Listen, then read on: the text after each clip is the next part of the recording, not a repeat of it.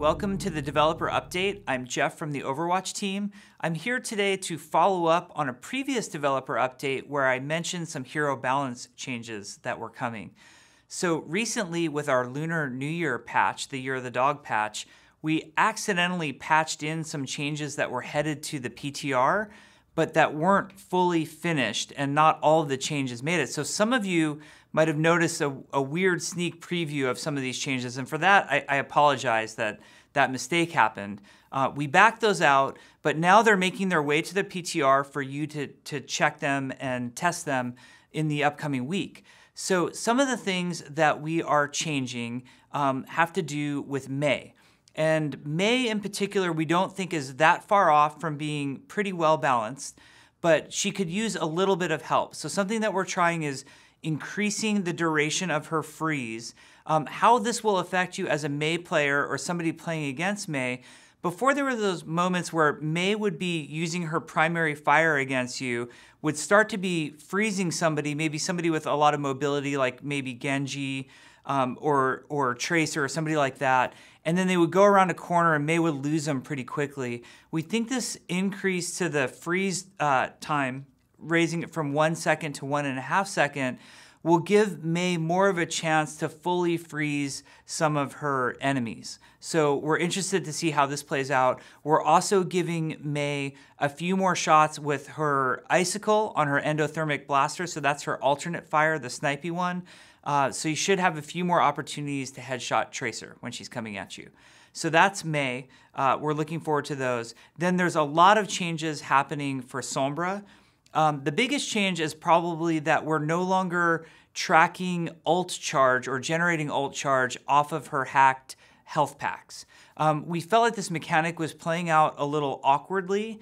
We also felt like her EMP, as powerful as it is as an ultimate, was happening very frequently. So we'd rather move her ult generation into her damage done. With that in mind, we've done a few tweaks to her gun, so let us know how that feels. We're also experimenting with some changes to hack. We've sped up the hack time, so it's much quicker now for Sombra to actually get a hack off on various targets. And then we're doing some experiments where hack also affects some targets in ways that it hadn't previously. So to use some examples, now when hacked, Genji can no longer double jump, or Pharah can no longer use her hover jets. Again, this is an experiment. We're going to see how this feels. The question here is, should these abilities be included or excluded from hack? And perhaps are there other abilities that should be included in hack? And how should overall Sombra play out using that hacking mechanic? One last change to Sombra that I think is particularly interesting is that she's gaining extra time on her translocator. This should give her more of an opportunity. There's a lot of times where you throw that translocator out, you use some of her abilities like stealth to get in there, you start to set up an attack to help your team, and it feels like translocator expires and you get yourself in trouble, or you feel obligated to use translocator before you've fully done what you wanted to do. So this gives Sombra a little bit more of a window to do those Sombra things that she needs to do before her translocator expires, and gives her more chance to come back. Now Doomfist is also getting some attention. Doomfist, and some of you might have noticed this when we inadvertently patched some of these things in and then removed them, but Doomfist now on his hand cannon, the ammo recovery rate is much faster. Sometimes I hear players describe this as he can reload faster, but Doomfist doesn't actually have a manual reload. He has an ammo recovery rate. And we felt like it was a little bit slow. As you all know, we also previously changed how the hand cannon itself was shooting. He shoots more bullets that do less damage, hopefully for around the overall same amount of damage per second that he's doing, but it's more consistent now and in a more consistent pattern. This comboed with the ammo recovery rate, we think will feel really excellent. Now, not coming to the PTR this time around, but very soon is Hanzo. Jeff Goodman, our hero designer, made a post on our forums describing some of the Hanzo changes that we've been trying, and I thought I'd share those for you as well. These are things that we're not going to do, but I think it's interesting for you to know some of the things we're exploring. So One of the things we tried was replacing Scatter Arrow with an actual new ability called Piercing Arrow. This arrow shot very fast and was kind of a snipey shot for Hanzo, but it also completely ignored barriers. So while it was really cool and really powerful for Hanzo, it felt super weird if you were playing Zenyatta, for example, and you were behind Reinhardt's shield, and you suddenly just took a really devastating headshot and got killed. So we pulled away from that ability. We also experimented with giving him an ability on his reload button, since Hanzo does not have to reload, that would in essence allow him to do either Sonic Arrow or this Piercing Arrow ability more frequently.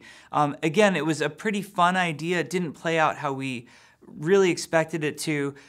So we took it in some other directions. We also tried addressing a lot of the issues with Scatter Arrow. We experimented with having it not scatter off of the floor, so you had to get a shot off of either walls or the ceiling before it would scatter to avoid those really frustrating foot shots that so many people have complained about. All this ended up feeling like was a giant nerf to Hanzo, and that wasn't our intention. Right now, the direction we're exploring is giving him a completely new ability that gives him a window when he fires off the ability to shoot arrows in rapid succession. Right now, we're experimenting with 5 arrows at a very high fire rate. It's a lot of fun. I think this one might be worth trying, so we might put it to the PTR. And we've also given Hanzo a horizontal leap that allows him to leap in whatever direction he's facing, so either forward, back, left, or right. This is more meant as a disengage for Hanzo. Of course, he can sometimes use it to get into cool, interesting places. That's pretty fun also. So some of these things might make their way to the PTR.